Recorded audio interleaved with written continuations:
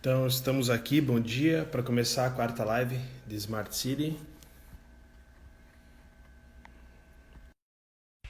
com o Tamer Mansur, CEO da Câmara Árabe Brasileira de Comércio. Estamos aguardando aqui para que ele aceite lá o convite. Dá um alô aqui já para o Everton. Tudo bem, Tamer? Olá, bom dia, tudo bem e você? Bom dia, muito obrigado por ter acordado cedo hoje. Hoje a nossa live está começando mais cedo e você hoje foi o escolhido para ser o primeiro amigo nosso aqui que vai poder conversar e trazer muita experiência de toda a sua carreira aí. Vamos só aguardando aqui chegar um pouquinho mais de pessoas. Eu vou cronometrar aqui o horário. Falta um minuto. Claro, Você está claro. onde agora, Tamer? São Paulo. Você tá em São Paulo? Tá ok. Sim. Eu vou colocar para cronometrar aqui só um pouquinho. Muito legal, hein? Enquanto isso, enquanto as pessoas vão entrando aí. Cláudio aqui, Cláudio Nascimento, lá da Secretaria de Olinda, Secretaria de Inovação de Olinda, grande amigo. Bem, o Everton também, que está amigo nosso lá da Câmara. O Gas Conecta, muito legal, o pessoal do Gas Conecta que está aí, que vem prestigiando a gente, vem tendo uma audiência gigante, principalmente em São Paulo. A Ju Palácios, nossa coordenadora do Exponencialidade e arquiteta. O Di da Ginga. Que legal, galera. Nós já vamos começar aqui, tá, com o Tamer. Só mais um pouquinho. Bem, Tamer, acho que a gente pode começar hoje mais cedo, então as pessoas vão entrando. A Janaína está aí também, coordenadora do Smart City Expo, do nosso curso de Experts em Smart City. Sejam bem-vindos. Fazer uma breve apresentação aqui, Tamer, só para a gente também colocar o contexto por que da gente fazer essa maratona de lives, né? Eu acho importante a gente contextualizar rapidamente. Quem está vendo a gente pela primeira vez, já é a quarta maratona, então a gente vem tentando fazer o quê? Suprir a falta do evento que aconteceria dias 26 e 27 de março. Então, eu sou o cofundador da ICID, da empresa que trouxe para o Brasil o maior evento do mundo, né, de Barcelona. Esse evento em Barcelona acontece desde 2011. Nós, do iCids, começamos a fazer os fóruns internacionais de cidades inteligentes da cidade de Curitiba em 2012. E, a partir desse momento, a gente começou a acompanhar o Smart City Expo World Congress, o evento que nasceu com um aglomerado de empresas que estavam ali no 22 Arroba, um bairro revitalizado na cidade de Barcelona. Aquilo impulsionou eles fazerem um encontro entre as empresas de tecnologia, como a Microsoft, a Cisco, a Indra, a Oracle, a ThyssenKrupp e outras tantas empresas que estavam instaladas no 22 Arroba desde o ano de 2000, a fazer essa convergência entre as empresas de tecnologia e cidades inteligentes. Então, eles criaram esse evento em 2011.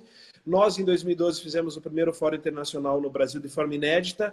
E, a partir de 2013, começamos a unir os territórios. Então, assim, muita conversa com o pessoal da organização do evento de Barcelona e tentar entender a estratégia de Barcelona para que aquela cidade se transformasse numa cidade inteligente. E a gente viu que foi muito fruto de força, vontade política, a força do privado e também da sociedade. Então, deu muito certo até hoje. E em 2014 nós estivemos lá conversando com toda a diretoria da Fira Barcelona e conseguimos entender como seria o procedimento para trazer um evento desse, a parte legal, a parte burocrática e também a parte financeira, para trazer um evento muito caro, né? Se compara, vamos dizer, aos padrões, a FIA traz a Fórmula 1 para o Brasil e a Prefeitura de Barcelona tem um custo sobre esse FII. Nós temos também a FIFA, que traz a Copa do Mundo para as suas sedes, e a Fira Barcelona também usa a mesma metodologia para conseguir parceiros e cidades estratégicas ao redor do mundo. Então, contextualizando aqui um evento que seria a terceira edição esse ano, depois de 18, com quase 6 mil pessoas, ano passado com quase 7 mil pessoas, 8 mil pessoas, nós esperávamos um público esse ano de 10 mil pessoas nos dias 26 e 27 de março. Então, Tamer, 2 semanas antes de acontecer o evento, nós estávamos em Florianópolis com a FNP, com o encontro de prefeitos e com o prefeito da cidade de Curitiba, e foi bem no dia que saiu a pandemia e nós voltamos de Florianópolis tendo que mexer em tudo. Nós tínhamos 45 empresas já patrocinando o evento, toda a parte imobiliária pronta, os estandes construídos, e nós tivemos que simplesmente zerar o evento e buscar assim, um entendimento entre as empresas, entre as prefeituras, entre o governo do estado, para que a gente pudesse promover esse evento mais para frente. A gente passou esse evento para o dia 9 e 10 de dezembro. A partir de hoje, é claro que a gente quer construir uma relação com a Câmara Árabe, porque nós já temos uma relação com outras câmaras, mas a gente está muito ansioso em poder conhecer um pouco mais aqui e as pessoas que nos acompanham nas redes entender um pouco mais assim também do teu trabalho, e dizer que a gente supriu um pouco a necessidade de informação e conteúdo quando nós não fizemos o evento 26 e 27 de março, mas fizemos a primeira maratona com alguns speakers e keynotes naquele dia, nos 2 dias que fizemos a maratona, e foi muito legal porque não deixamos de passar conteúdo. Acho que uma grande riqueza do Smart City Expo Curitiba é trazer essa riqueza de conteúdos e experiências internacionais. Então, feita a minha apresentação, eu gostaria assim de dizer que o tema hoje são câmeras de comércios mundiais e o novo normal. Eu acho que, bem, eu fiquei muito empolgado com o evento que vocês fizeram antes de ontem, né, com as embaixadas, acho que não sei se estavam os 22 países lá, mas eu fiquei muito entusiasmado com as possibilidades de internacionalização. Eu gostaria de começar te apresentando. Você é CEO da Câmara de Comércio Mundial, né, Tamer Mansour, e deixo a palavra um pouquinho para você fazer a sua apresentação e a gente começar a contar um pouquinho da história do mundo árabe. Tá ok, Tamer? Tá ok. Bom dia, muito obrigado, Beto. Muito obrigado pelo convite. Meu nome é Tamer Mansour, sou CEO e secretário-geral da Câmara do Comércio Árabe Brasileira. A Câmara do Comércio Árabe Brasileira completará no dia 2 de julho 68 anos de existência, sempre com uma base sólida, e a nossa matriz fica na cidade de São Paulo. Nossa Câmara, o objetivo principal dela é conectar o povo árabe e brasileiro dentro, inicialmente, dos 22 países árabes e o Brasil. E depois disso também se preocupar cada dia mais com o empresário, com o cidadão árabe e brasileiro, aonde eles estiveram. Então, o nosso objetivo sempre é procurar incrementar cada dia mais as relações econômicas, sociais e culturais entre o Brasil e o mundo árabe, e entre o cidadão brasileiro e o cidadão árabe. Eu, particularmente, tenho uma história recente aqui no Brasil, não é tão recente, mas moro no Brasil há quase 20 anos, juntei a Câmara Árabe desde 2011, trabalho dentro da Câmara Árabe porque é um trabalho com total desafio, um trabalho diferenciado, um trabalho cheio de oportunidades, e é um trabalho que cada dia você descobre coisas novas, e cada dia você tem um desafio novo. E isso que anima sempre a equipe que trabalha na Câmara Árabe. Não é um trabalho comum, não é um trabalho que rotinal, que você sabe que você vai acordar fazendo todo dia, pois você trabalha com povos diferentes, né? Quando você trata de uma câmara bilateral, é um trabalho um pouco diferente. Você tem uma estratégia montada de um país só e você trabalha dentro das regras e a estratégia. Mas no nosso caso, a Câmara é responsável por incrementar os negócios com os 22 países árabes que são ligados ao Estado da Liga Árabe, e que uma das poucas coisas que une esses 22 países árabes é o idioma.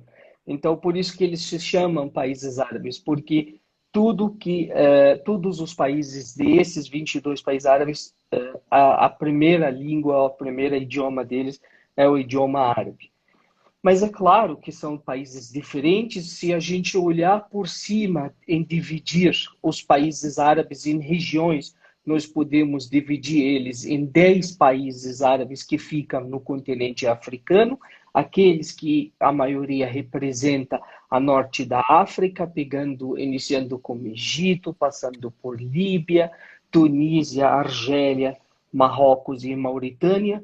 Abaixo um pouco do Egito tem o Sudão, e no meio tem Somália, Djibouti e Ilhas Comores. São 10 países no continente africano. No continente asiático, nós podemos dividir em 2 regiões.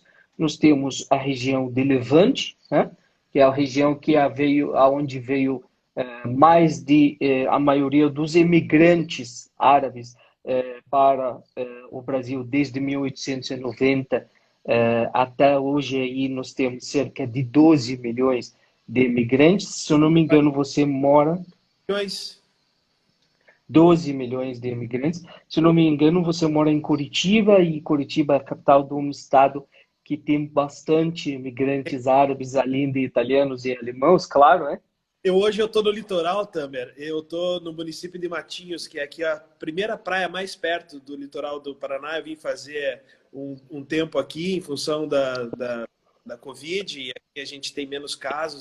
E, eu tenho uma mãe de 70 anos, que é uma pessoa que tem grupo de risco, e eu e minha noiva estamos aqui no litoral. E aqui em Matinhos nós temos uma comunidade árabe enorme. É a comunidade de imigrantes com o maior número de pessoas de fora do país. Então, é o pessoal que eu conheço há muito tempo, é o pessoal que domina o comércio, que domina os restaurantes aqui, e são bons de papo, e são bons amigos, assim, são leais amigos desde a infância, assim. Então, é legal para você saber que quando você estiver no litoral do Paraná, Matinhos tem uma comunidade árabe enorme.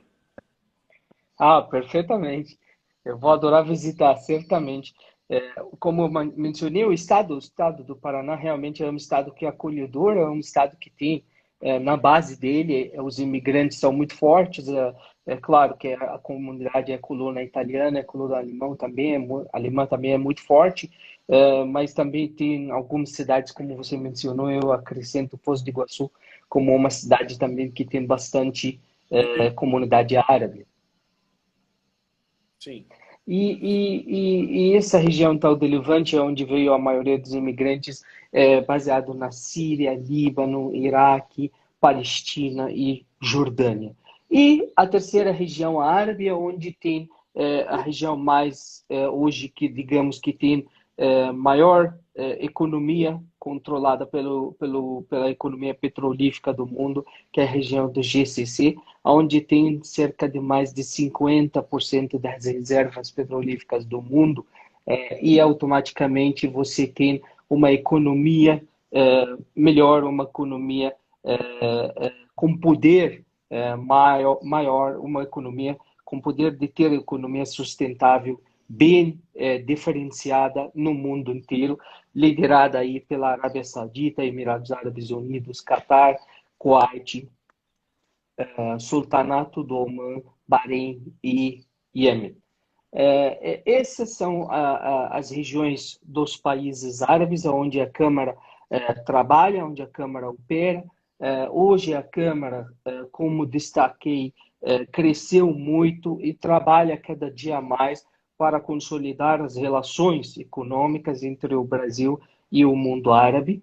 Nossas relações, que cresceram quase mais de 10 vezes na última década, graças ao trabalho que o Brasil foi fazendo, mas também graças às atividades e às estratégias que a Câmara utilizou para tentar cada dia mais mostrar o caminho ao empresário árabe, como realizar parcerias, como exportar seu produto, como fechar negócios com os empresários brasileiros.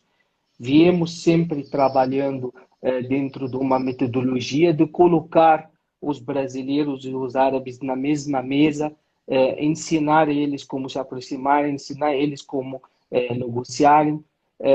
negociar, trabalhando isso bastante, promovendo bastante feiras, bastante missões empresariais e governamentais, e desde aquela época nós nunca mais paramos. Que legal. Bem, eu ia entrar nesse aspecto da atuação da Câmara, que você iniciou, só quero dar um alô aqui para os meus sócios, o Caio e o Eduardo, que entraram, a Camila da Ginga, o Michel Araújo, lá de Juazeiro do Norte, que é uma cidade case de Smart City no Brasil, meu amigo Christian, o Grilo, e vários outros que estão entrando aqui. Obrigado por vocês estarem prestigiando, acho que é um tema importantíssimo, né? Uma Câmara de Comércio super estratégica nesse momento. Queria dizer também que ali em Barcelona a gente percebe muita gente que vem do continente africano, de países de origem árabe, né, de língua árabe e tudo mais. A gente tem cases de sucesso já nessa relação entre o continente europeu e as cidades inteligentes que estão todas ali, muito próximas do continente africano. Mas, em específico, eu queria seguir uma ordem aqui para a gente perguntar, para a gente ter uma curiosidade de saber, porque se a gente vai se relacionar com o Brasil e as cidades inteligentes, qual é, de fato, o papel da Câmara, né, aqui no Brasil? Eu acompanhei esse grande evento que vocês fizeram há 2 dias atrás com os embaixadores, me chamou a atenção da Jordânia, do Kuwait. Quer dizer, vocês têm países que estão, de fato, num nível assim, socioeconômico muito bom. Vocês estão atingindo números muito expressivos e às vezes não chega a todas essas informações. A gente imagina que o mundo árabe esteja ele todo voltado para o mercado do petróleo e me parece que não é só isso, tem muito mais coisa, muito mais riqueza envolvido, né? Vocês estão no berço da civilização e eu acho que um dos lugares mais emblemáticos do planeta, né? Quando você fala sobre cultura, né? Então seria interessante também a gente ver esses aspectos. Qual é o papel da Câmara Árabe aqui no Brasil?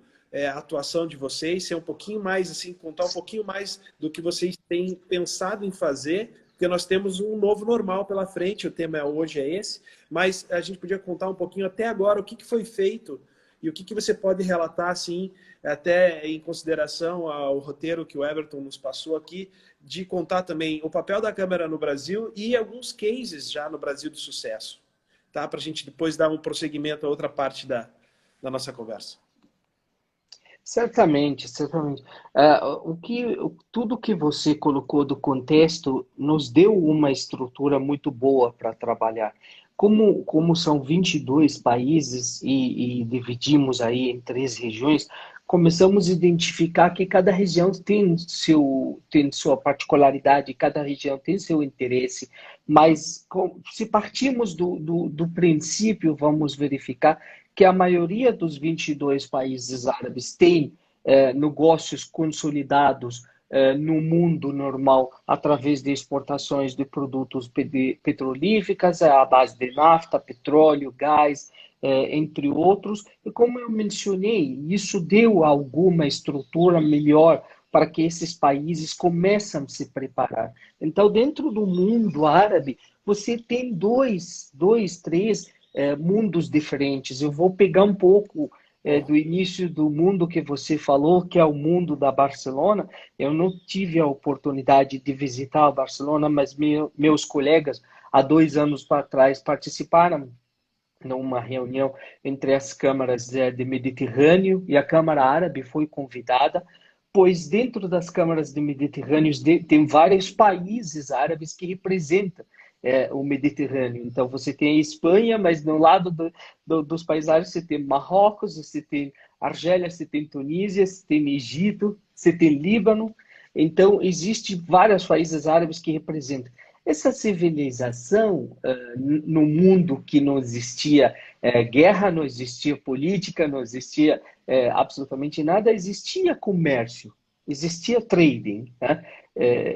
Existia essa relação muito maior do que hoje, né, entre povos civilizados que atravessaram o Mediterrâneo, que negociavam, que vendiam seus mercadorias, e esse criou uma relação muito boa entre o povo, especialmente do sul da Europa, e aí os gregos entram, os italianos entram, além dos espanhóis e os portugueses, certamente. Mas também quando a gente fala um pouco do berço da civilização e o berço da cultura, você tem países que destacaram, você tem a história toda dos fenícios na Síria, do Babel no Iraque, claro, certamente de onde eu veio, do Egito, e todas as histórias ao redor dos pirâmides, mas você tem esse destaque tal forte que fez desses países uma economia sólida e forte, baseada em serviços, baseada em turismo. E é claro que isso, talvez para o Brasil, não era até pouco tempo tão conhecido pela distância, pelo hábito que o próprio brasileiro que tem poder de viajar sempre atendia aos desejos da família. É claro que aqui no Brasil, como no mundo árabe, é a mulher que manda. Então, vamos para os Estados Unidos, vamos para a Disney e depois pensaremos em outros destinos mundiais.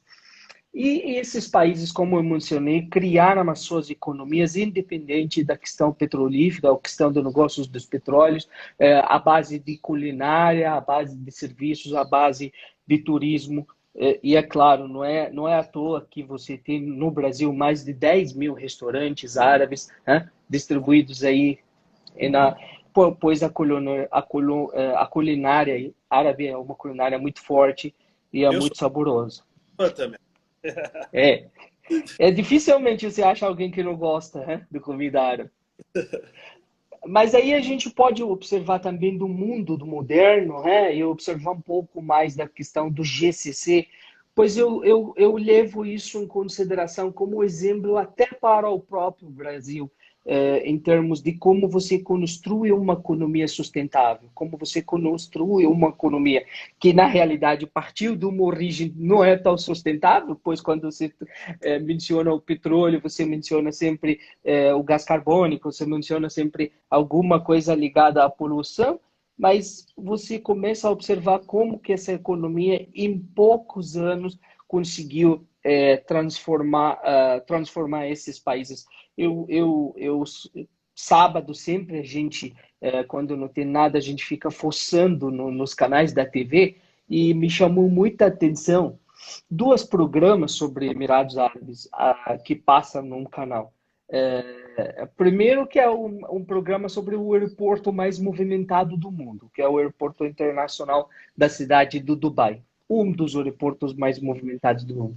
E logo depois do aeroporto, desse programa, em seguida, tem outro programa que se chama-se Emirados Árabes Unidos do lixo ao luxo. Na realidade, quando ele mencionou a parte do lixo, não é que menosprezou, mas ele queria mostrar como que é um país como Emirados Árabes Unidos conseguiu se transformar tão rápido, né, de um país que veio de algumas tribos, que veio de deserto, que veio sem nenhum tipo de economia sólida e hoje se transformou na economia que está e no potência e no potencial que está esse país. E por quando a gente menciona os países do Golfo, tirando a Arábia Saudita, você tem todos esses países, são países novos. São países que são criados após a colonização sair da região do Golfo, especialmente a colonização inglesa, e começou a dividir esses países. Então, você tem países que cresceram e que foram criados a partir de 1970 para cima. Pois é. São países recentemente. Né? É claro que, como nós mencionamos, que a economia, a base de produtos petrolíferos, cresceu, né, bastante e fez deles a potência que eles têm hoje. A seu conhecimento, claro que dentro dos 10 maiores fundos soberanos públicos, 3 estão no mundo árabe, 3 estão no GCC, nos países do Golfo. Então, isso deu para esses países algo sustentável que eles podem ter numa estratégia diferenciada. Uma estratégia que você começa a criar algumas coisas de uma base sólida, né? Umas coisas de base moderna e que começam a ser seguidas como exemplos. Então, onde que o Brasil começa a entrar dentro dessa relação? O Brasil, claro, que dentro dos seus grandes desafios nos últimos anos, né, conseguiu, no início dos anos 2000, ter uma economia, né, ter uma base de uma moeda forte, ter uma base de uma tecnologia agrícola muito forte e começou a se destacar no mundo, né, como um parceiro muito forte para os países que têm necessidade de produtos, especialmente produtos alimentícios e produtos agrícolas.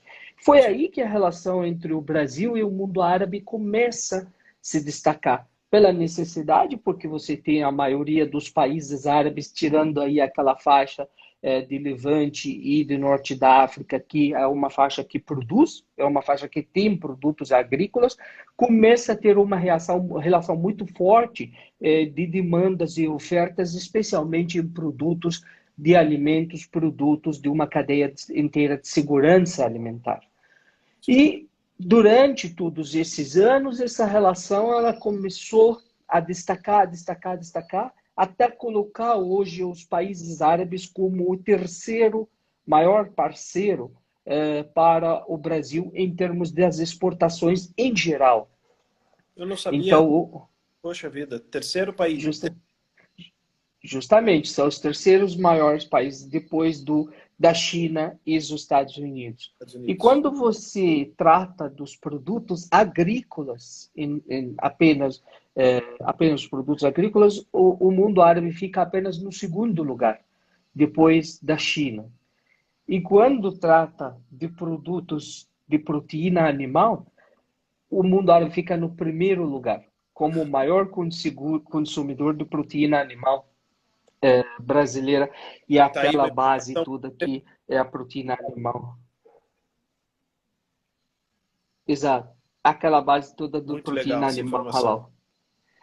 Imagina. Então, o que acontece é que você começa a ter umas parcerias mais fortes. Né? Você começa a ter marcas e nomes brasileiros que começam a sussurrar no ouvido do população árabe, do consumidor árabe, de uma maneira muito mais fácil, muito mais simples de que nós imaginamos aqui. Né? Pra você ter ideia, no metade dos anos 2000, no final dos anos 2000, 2012, 2010, 2009, nós visitamos a Arábia Saudita e eu tinha visto muitos comerciais, mas foi a primeira vez que me chama a atenção um comercial de uma mãe. O esposo está indo para o supermercado, então ela pergunta para ele assim: você está indo para onde? Aí ele falou assim: vou comprar sádia. Na realidade, sádia é sadia. E ele mencionava que ele estava indo para comprar frango, mas ele ligou imediatamente frango a sádia. E por incrível que pareça, até poucos tempos atrás, a população saudita e a população árabe achava que a frango sádia ou sadia é frango saudita e não é brasileiro. Justamente pela história, justamente pelo potencial, justamente pela qualidade que o frango brasileiro tem e que atraiu a população e atraiu o consumidor, especialmente a mãe, que é a berço de tudo nos países árabes, atraiu que colocar esse frango sadio e saudável na mesa do consumidor árabe. E foi aí que essa relação começou a criar. Então, a nossa relação com os países árabes sempre foi uma relação à base de demandas e ofertas muito forte em termos de um produto insubstituível, que é alimentos. Sim. Então, assim, quando a gente fala do que é a nossa pauta comercial com os árabes, tirando os minérios, nós vamos estar falando de açúcar, de carnes, frango e carne, milho, soja e cereais. Nós não vamos fugir muito disso. Então, nos últimos anos, o que é que a gente começa a pensar? O Brasil é tão forte, é tão grande, que você não pode se concentrar apenas em produtos de commodities. A nossa obrigação hoje e o nosso desafio era, nos últimos 2 anos, eu destaco nos últimos 3 anos para a própria Câmara Árabe, desde que a Câmara Árabe criou o seu novo planejamento estratégico não era mais apenas conectar os árabes e os brasileiros, mas conectar através de novos desafios, através de novas oportunidades. Então, assim, de verdade, vender carne, vender frango, vender açúcar hoje não é um desafio. Todo mundo já sabe o caminho. Todo mundo já sabe o caminho através de você ter mais de 3, 4 companhias aéreas aí que são destaques no Brasil. Você tem 3 deles, está na mão dos árabes. Você tem Royal Marrocos, que faz São Paulo e Rio até Casablanca, Marrocos. Você tem Emirates, que faz até Dubai, do Rio e de São Paulo, 2 voos diários. Você tem Qatar, que faz até Doha, 1 voo por dia, que saindo de São Paulo. Então, hoje, o mundo árabe ficou mais fácil. Então, a Câmara começa a observar, nos últimos 4 anos, a necessidade de subir, de elevar essa relação para outro patamar. Né? Por que os espanhóis vieram aqui e acreditaram e hoje eles são um dos maiores países que investem diretamente no Brasil e os árabes não? Tendo em vista que os árabes não teriam a falta de dinheiro como obstáculo. Mas será que não é a falta de clareza? Eu acho que Será sim. que não é a falta de oportunidades claras?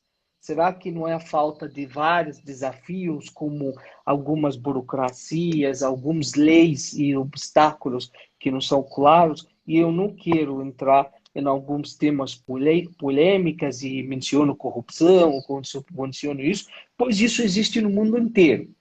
Ele é tão Sim. forte aqui no Brasil porque a gente assiste a notícia todo dia. Mas se eu for para a Turquia, se eu vou para a França, se eu vou para a Itália e eu vou ligar a televisão, é só o idioma que muda, mas o contexto não muda tanto. Então, Concordo. nós começamos...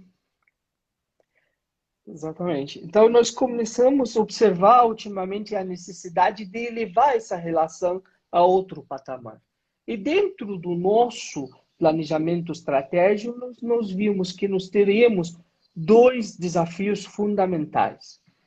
Como colocar as informações corretas para elevar a relação de sair de uma relação de exportações e importações para criar parcerias estratégicas de longo prazo, parcerias essas que pode começar a criar, dentro do longo prazo, começar a criar oportunidades de investimentos, oportunidades que os árabes viessem para investir aqui em algumas bases sólidas, como base para segurança alimentar, como base para infraestrutura, como base para outros produtos, e parcerias também que possam terminar lá onde os brasileiros podem utilizar alguns países fortes no mundo árabe como países para hubs logísticos para seus produtos. Eu destaco algumas empresas que já estão fazendo isso. Hoje não é tão escondido para o mundo, tudo sabido que, por exemplo, uma empresa tão sólida como o BRF tem uma fábrica dela em Abu Dhabi, uma empresa como Vale do Rio Doce tem sua fábrica em Sultanato do Omã, uma empresa tão sólida e próxima de vocês aí, Marco Polo, tem a sua fábrica no Egito. E essas oportunidades que eu destaco como parcerias estratégicas de longo prazo. Então, começa a surgir um novo mundo para nós, além dos commodities. E, por outro lado, também, o nosso desafio nos últimos anos também é como começar a trabalhar com produtos de valores agregados. Como começar a explicar para o exportador ou para o produtor brasileiro que existe um mundo além do mundo do açúcar, de frango e de carne que pode e deve absorver o seu produto de uma maneira competente, de uma maneira aceitável, uma vez que a base dos produtos brasileiros é a alta qualidade. Dá para dizer que isso é Foi uma estratégia da Câmara, Tamer, desculpa te interromper, então faz parte de uma estratégia, a gente começa a perceber toda uma linha do tempo que você está colocando, um storytelling muito, muito bem feito, dá para a gente perceber que começa essa estratégia. Então, passando por isso, eu acho que com certeza a atração de mais investimentos nessa área vai aumentar, com certeza. Você falou de nomes gigantes aí, de Certamente. empresas gigantes aqui, né? São referências para nós no Brasil, que já estão aí no continente árabe. Eu acho que uma outra coisa que a gente pode fazer, essa união, para você não perder o teu raciocínio, já que você está contando bem o porquê, o papel da Câmara, né, e quais essas estratégias, se a gente consegue ter isso já como um novo normal, já que antes da pandemia a gente vinha tratando de melhorar essa relação, né, pelo que você está passando, você acredita que agora, a partir do momento que a gente entre num estágio que a gente vai ter a doença controlada, que a gente possa ampliar as fronteiras, porque até então nossas fronteiras de certa forma, se fecharam, né? As fronteiras do mundo se fecharam. Então, a parte de exportação de grãos aqui do Paraná continua ativa, porque a agricultura aqui é muito forte e não ocorreu a crise para a agricultura aqui no estado do Paraná, né? Na produção de aves, na produção de carne bovina, enfim, na produção de grãos e cereais, que a gente tem assim como a grande riqueza do nosso estado. A gente continua exportando e muito com certeza vai para o mundo árabe. Então, eu gostaria que você fizesse essa interface agora entre quais são as novas estratégias, o que a Câmara tem pensado nisso para atrair mais investimentos, sendo que, vou deixar aqui claro também, quando você falou de Casablanca, nós tivemos em 2018 um case de Smart City Casablanca feito pela Fira Barcelona. Foi um evento Perfeito. super divulgado. Nós temos, eu tenho ido há muitos anos para Barcelona acompanhando quais são as cidades que ganham os prêmios globais, e Dubai, eu tive a oportunidade de estar em 2017, Dubai foi a cidade eleita Smart City Global, e a gente esteve no stand conversando com as pessoas lá, com os gestores, com os empresários. Eles ganharam pelo case de blockchain na gestão pública da cidade de Dubai. Olha que interessante, tecnologia pura, Perfeitamente. né? E também temos o case de Doha, no Catar, que é uma Smart City, Lucille. com mais de 10 mil pessoas ano passado, um sucesso. Então, assim, nós temos só nessa brincadeira aqui 3 cidades do mundo árabe, e por que não a gente estreitar e agregar valor nessa relação com novos produtos? Quer dizer, a gente tem muita coisa para poder trabalhar entre o universo das cidades brasileiras, como exemplo, essas grandes cidades que estão trabalhando e se desenvolvendo, com certeza vão atrair mais atenção de empresários do mundo todo. Para quê? Para que a gente possa ter novos negócios acontecendo entre esses países e entre cidades, não só países. Eu acho que Curitiba se abre agora, depois a gente vai ter uma grande divulgação dessa live aqui, para a gente tentar ampliar mais a nossa relação, você aí em São Paulo, nós em Curitiba, com as oportunidades possíveis a partir do momento que a gente possa transitar pelo mundo de novo depois da pandemia. Então, só quis fazer esse intervalo na nossa conversa aqui, porque há muito interesse de ambas as partes, seja a Fira Barcelona divulgar os seus projetos em cidades, né? Então, a Fira Barcelona intercede por Curitiba, mas intercede por Dubai, intercede por Doha, intercede por Casablanca. Então, só para fazer essa interface dessa nova estratégia, seguindo o teu raciocínio aí.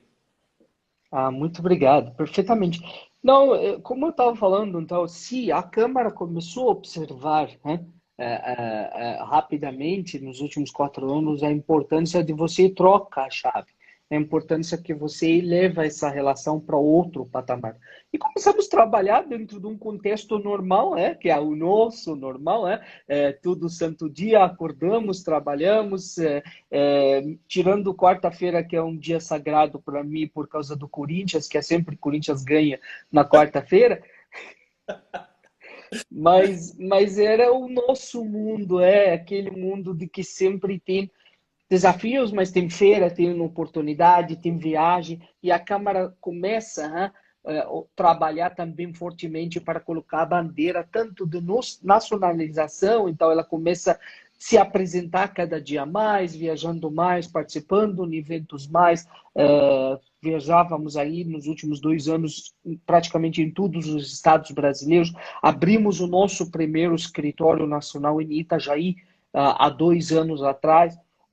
E também abrimos o nosso escritório internacional, primeiro no ano passado, em 2019, em Dubai. E estamos planejando ainda, se Deus quiser, para 2019 e 2020 aí abrir mais 2 escritórios nacionais e 2 escritórios internacionais da Câmara Árabe ainda esse ano, se Deus quiser. E aí, tudo isso dentro do contexto de trabalhar sem parar, né? Está em Dubai um dia, está em Brasil outro dia, está em Cairo outro dia, está na Argentina outro dia, e é assim que funcionava. Viemos sempre de um planejamento de organizar uma feira internacional muito forte, uma feira onde consegue reunir os árabes e os brasileiros, né? Fizemos a nossa feira em 2018, estava planejada para ser esse ano, no dia 14 de abril, a terceira edição de feira e fórum, desculpa, Fórum Econômico Brasil Países Árabes. A edição de 2018 foi muito forte, tinha mais de 1.000 participantes atendiam. Conseguimos trazer presencialmente mais de 100 árabes, mais de 14 governos árabes participavam, alta cúpula de governos e economistas brasileiros, inclusive o presidente da República na época. Então, trabalhamos muito forte para isso. E, num belo dia, nós estamos voltando, eu e o meu presidente, o Dr. Rubens Hanum, acho que estávamos pegando o avião do Emirados, não, estávamos pegando o avião de Beirute para Emirados, né, para Dubai, permanecer algumas horas em Dubai, talvez 8 ou 9 horas, e depois pegar o avião e voltar para o Brasil. Isso justamente, se não me engano, foi por lá no dia 9 de março, mais ou menos, deste ano, e chegamos no aeroporto de Dubai, pegamos uma fila de 2, 3 horas, até um cara enfiou um negócio no nosso nariz, para saber se a gente tem corona ou não tem corona. Não, nós sabemos o que é a corona, para começar. Pois o mundo não... Tá bom, apareceu um negócio aí na China, mas será que vai afetar? A realidade é o seguinte, é aquela realidade de que eu vou dar um exemplo das cidades que você mencionou, como Dubai, especialmente as cidades smart cities de Dubai, aquelas palavras tão fortes como inteligência artificial, blockchain, mindset, essas eram coisas tão fortes, eram coisas tão inovadoras, mas elas eram coisas que você não tem percepção. Digamos assim, aonde que você conhece alguém que praticou, por exemplo, uma exportação, uma importação de A a Z através de uma blockchain? Não existe, não existia. É onde que você percebeu realmente, chegou em Dubai e aí você falou assim, essa cidade realmente é uma smart city. Não existia, você não sentia a necessidade de que você trocar seu mindset para estar pronto a isso. Da mesma maneira que naquele momento o cara colocou um negócio no meu nariz, eu falei assim, que brincadeira de mau gosto. Será que ele vai descobrir algo? Será que eu estou sentindo algo? Cara, e aí, pô, beleza. Continuávamos passeando por aquele aeroporto maravilhoso, pegamos o voo, chegamos no Brasil e o mundo parou. Aquele mundo não existe mais, desde aquele dia. Aquele mundo, ele começou a se transformar primeiramente, claro, o choque, o pânico, o que nós vamos fazer, como que o mundo vai fazer. Aí os árabes começam a ligar, será que nós vamos passar fome? Será que nós vamos parar de comprar produtos? Será que o Brasil vai ser realmente um país que nos sustenta? Espalhou um terror de notícias rapidamente. Europa fechou rapidamente. Você teve, a gente estava voltando de Paris, acabamos de tomar um café aqui no Champs-Élysées, de repente toda Paris está uma cidade deserta. Minhas amigas trazem as suas filhas que estavam estudando lá. Minha filha que estava planejando para estudar começou a parar, começou querendo cada dia mais praticar a igreja mais de qualquer coisa. O mundo parou. E aí nós chegamos na Câmara e falamos, a gente não pode entrar nessa onda do que o mundo parou. Começamos a montar nosso planejamento estratégico no lugar, começamos primeiramente a adotar as medidas de segurança e de saúde humana e saúde para a nossa equipe, que é acima de qualquer coisa, e entramos no home office no dia 21 de março. Mas no dia 19 de março, nós tínhamos criado a nossa comitê estratégia dentro da Câmara. Com o nosso time, com a nossa equipe, com os nossos diretores, fechamos numa sala por mais de 10 horas e ficamos debatendo que mundo é esse que vai vir a partir de amanhã para nós. E como e qual seria o papel da Câmara para isso. Começamos a praticar algo muito forte em termos de utilizar a inteligência artificial. E foi pela primeira vez que eu posso te falar realmente que o mundo começa a utilizar a inteligência artificial. Então, antes de ir para a Câmara, eu vou partir para essas cidades que você mencionar. E eu te digo, aonde eu via os smart cities, por exemplo, ou a inteligência artificial, por exemplo, o smart city em Dubai. Quando a gente ia para Dubai, por exemplo, a gente entendia que existe uma lei muito forte, existe uma regras muito forte, e o o estado da polícia de Dubai, por exemplo, monitorava numerações de população dentro por exemplo, no final do ano, para saber que caso, por exemplo, os jovens pode causar algum problema. Então, através de um sistema inteligente de monitoramento dos celulares, por exemplo, eles começavam a monitorar esses jovens, especialmente no dia do final do ano, para evitar alguns problemas, caso aconteça que as pessoas ficam alegres mais um pouco. Só que você começa a observar que esses sistemas artificiais, de inteligências artificiais, esses sistemas modernos, começam a fazer parte do nosso dia a dia depois da pandemia.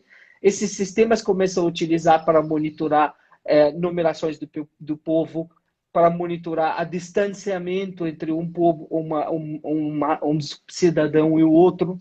E você começa a entender que essa estrutura que a gente escutava, sobre smart cities, que a gente escutava sobre cidades inteligentes, sobre inteligência artificial, sobre Ministério da Felicidade, por exemplo, nos Emirados Árabes, onde tem ministro especificamente responsável pela medir a satisfação do próprio população e do próprio funcionário público, começa a entrar em vigor de uma maneira mais clara. Começa a entrar em vigor para utilizar essas tecnologias em diminuir o máximo possível do efeito da pandemia. E isso que eles conseguiram. Enquanto a gente aqui tem ainda dificuldades de entender qual é o sistema melhor para a gente praticar, esses países, essas cidades que eram até pouco tempo atrás as 1001 noites de contos que a gente não sabe se vai existir, ou se é verdade, ou se é mentira, começam a botar em prática suas inteligências artificiais. Começam a botar em prática essas asas novas. Então, imediatamente, quando acontece a pandemia, o que você começa a observar? Observar que a tecnologia de inteligência artificiais nesses países que estava implantada começa a entrar em vigor para colocar os êxitos em lugares corretos e começa a aparecer um novo mundo inovador, um novo mundo tecnológico. Então, de um dia para o outro, você não via mais uma relação entre cidadão e ministérios. Tudo de um dia para o outro começa a ser digital, tudo de um dia para o outro começa a ser de uma maneira eletrônica, tudo de um dia para o outro começa a ter obstáculos e barreiras burocráticas derrubadas de um dia para o outro. Então, o que a gente aprende desses smart cities tão faladoras e tão inovadoras no mundo? Que essas smart cities tinham uma base sólida, tinham uma base correta, mas ela nunca foi testada. E quando aconteceu a pandemia, ela começa a colocar em xeque todo esse potencial e todo esse investimento que aconteceu nos últimos anos. E esses países começam a dar resposta. Espera aí, eu investi na inteligência artificial, eu investi numa cidade tal sólida em termos de base de que é uma cidade inteligente, utilizando materiais inteligentes, utilizando tecnologia inteligente, e por isso eu vou sair na frente e eu vou voltar ao meu normal à frente. E é isso que nós começamos a observar neste mundo. O que isso nos trouxe? Aí eu vou voltar para a nossa reunião do plano de planejamento estratégico no nosso comitê estratégico no dia 19 na Câmara, e nos sentamos e falamos assim, tá, não vai acontecer o fórum, mas nós não podemos, né, parar por aqui. Nós somos obrigados, de bons sentidos, a mostrar a nova era da relação entre o mundo árabe e o Brasil e quais são as ferramentas corretas para isso. Você tem ideia, a Câmara entrou em home office 100% no dia 21 de março. A Câmara automaticamente, no dia 9 de abril, a Câmara realizou o seu primeiro webinar internacional com a presença da ministra Tereza Cristina, com a presença do ex-ministro do Comércio e Abastecimento do Egito, com o secretário-geral das Câmaras Árabes, da União das Câmaras Árabes, entre outros, e com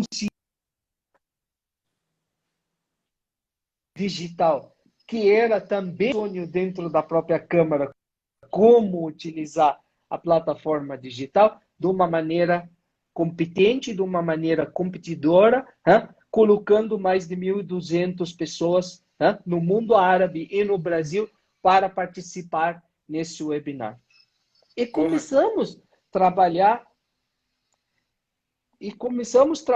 em várias frentes. Então, nós começamos a trabalhar em linhas de, primeiro, nós precisamos entender rapidamente, o Brasil vai parar ou não vai parar? Por isso, nós precisamos ter uma relação muito mais consolidada com o governo brasileiro e com o produtor brasileiro. Vamos criar um planejamento estratégico correto com o Ministério da Agricultura, trabalhar entre esse planejamento para garantir o básico da população árabe, que é a segurança alimentar. Esse assunto está superado. Vamos criar uma frente parlamentar para começar a mostrar para o próprio cidadão brasileiro a importância do árabe, a importância do produtor para o mundo árabe e também a importância de atrair o investidor árabe para cá. Então, trabalhamos para a criação e criamos a Frente Parlamentar Brasil-Países Árabes, e que tem hoje mais de 39 senadores brasileiros e mais de 25 deputados.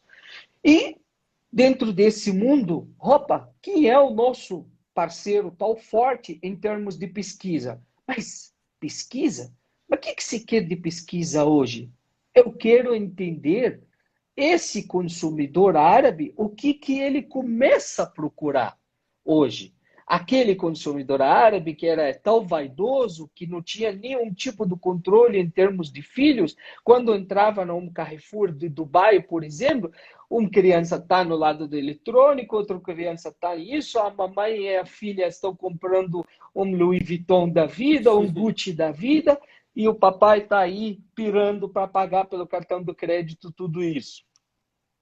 É claro que eu preciso fazer uma pesquisa para entender onde que o dinheiro desse consumidor árabe vai? Qual é a mudança do hábito desse consumidor árabe a partir da pandemia? Porque aquele consumidor, especialmente nos países do GCC, que começava junho, maio, começa o calor, já vamos começar a preparar as férias. Caribe, Estados Unidos, Europa. Lamento, você não vai mais. Você vai aí contratar o seu Amazon, seu Netflix, seus canais de TV, comprar todos os jogos possíveis, mas você não vai sair da sua mansão, ou do seu apartamento, ou do seu kitnet. Essa é a sua vida. E a Câmara se viu a necessidade e a importância de criar uma pesquisa para entender esse novo consumidor. Por quê? Porque nós queremos colocar o Brasil ao radar desse novo consumidor. Aquele mundo antigo que o Brasil só colocava a sádia como frango ou a carninha, carne moída para fazer a kafta, ele tem que começar a superar e entender o poder de valor agregado. Se o produtor brasileiro não se via tão como produtor competente naquela época para produzir produtos de valor agregado, o consumidor árabe hoje ele consegue puxar ele para essa nova linha. Então começa a aparecer uma nova era de novos produtos com valor agregado brasileiro que pode ser consumidos. E pode ser consumidos como? Pode ser consumidos através das novas tecnologias que os árabes estão adotando para suas compras. E aí começa também a aparecer a oportunidade para o e-commerce. Começa aí a aparecer a oportunidade para as empresas de serviços e tecnologias brasileiras, começa a mostrar também seus potenciais em termos de e-commerce mundial. E aí, meu amigo, que eu digo que a Câmara começa a partir de criação de uma linha sólida do webinars, começando com a com a ministra Tereza Cristina, passando pelo vice-presidente o general Mourão, destacando a oportunidade de criar novas linhas aéreas e linhas marítimas diretas entre o Brasil e os países árabes, para falar sobre logística e transporte, falando de inovação, saindo de tudo isso aí e vai para outra linha e outra frente, criando seu laboratório para as startups brasileiras. E por que nesse momento?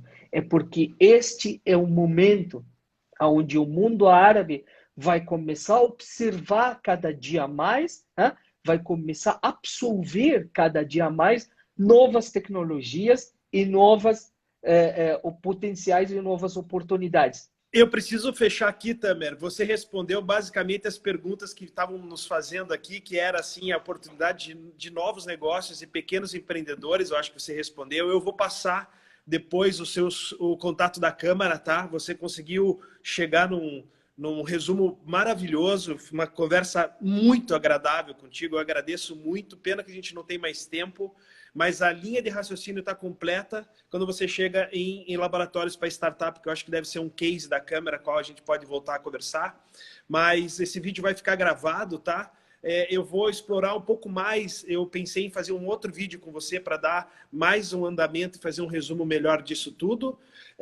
Eu acho que o mundo árabe vai se voltar também para negócios de sustentabilidade e quero que você diga as últimas palavras que nós estamos... Muito obrigado. Eu quero agradecer a Smart Cities, eu quero agradecer e desejar toda a saúde do mundo para o povo do Curitiba e o povo do estado do Paraná. E eu digo que vocês estão fazendo a coisa certa, voltar do espaço sim, para a gente conseguir fazer uma coisa mais pé no chão e mais correta em termos de enfrentar essa pandemia. E eu digo assim, esse mundo árabe que a gente tudo imaginava que a gente conhece, nós não conhecemos nem 2% de todo o seu potencial. Por favor, acessa. Eu prometo que nós vamos fazer isso ser mais relevante a partir de agora aqui na nossa região. Certamente. Eu agradeço. Deixo aí todos os contatos das nossas redes sociais da Câmara do Comércio Árabe Brasileira à disposição do Smart City, à disposição de vocês e tenham tudo bom dia, um bom dia e um bom trabalho. Muito obrigado. Eu agradeço muito, cara. Você é um cara muito querido e desejo sucesso e saúde para a família, tá? Voltamos a conversar. Muito obrigado pela audiência, povo. Valeu. Amém.